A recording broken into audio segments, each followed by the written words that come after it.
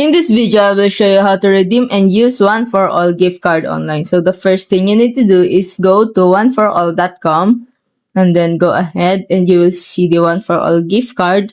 So click on Buy Now and then you will see a lot of options here that you want to buy. So for example, this high value like that. So yeah, and then I will choose this most popular.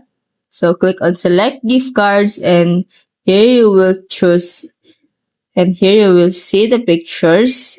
Actually, you will choose if physical gift card or digital gift card.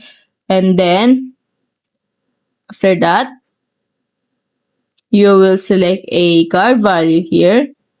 So for example, is like 120 like that. So I will type other amount here. So the minimum is 5 and the maximum is 120.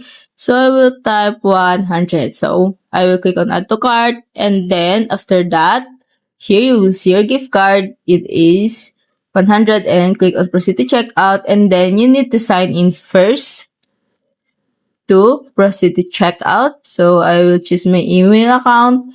And then I will scroll the way down until I say continue. And then that's it. And if it helped you, please like and subscribe.